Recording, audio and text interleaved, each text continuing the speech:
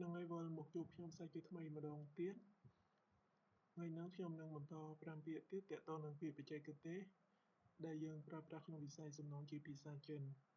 សង្ឃឹមថាអ្នកទាំងអស់គ្នាចេះអានចេះសរសេរនិងយល់អត្ថន័យនៃពាក្យនីមួយៗដែលយើងបានរៀនកន្លងមកតោះយើងចាប់ផ្ដើមពាក្យបន្តទៀតទាំងអស់គ្នា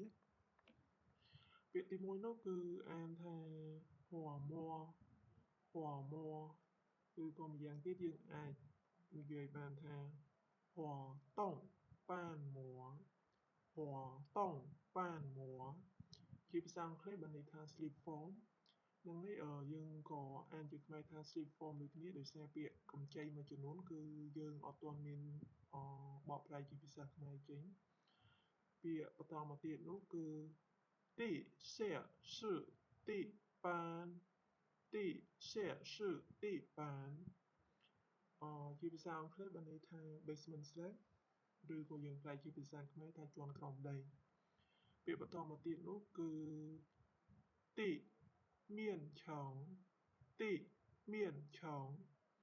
ជាភាសាអង់គ្លេសបានន័យថា ground floor ដែលយើងប្រែជាភាសាខ្មែរគឺជាន់ផ្ទាល់ដីពាក្យបន្តមកទៀតនោះគឺ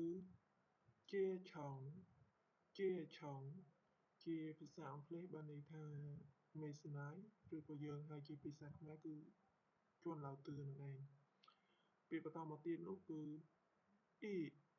ឡូជាភាសាអង់គ្លេសបានន័យថា ground floor ឬយើងប្រែជាភាសាខ្មែរថាជាន់ផ្ទាល់ដី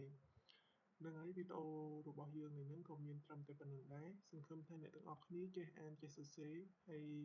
រៀនអានរៀនសរសេរបានយើងឆាប់ចេះទាំងភាសា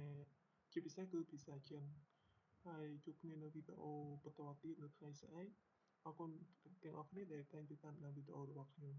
Goodbye and thank you for watching my video. See you tomorrow. Thank you. Bye bye.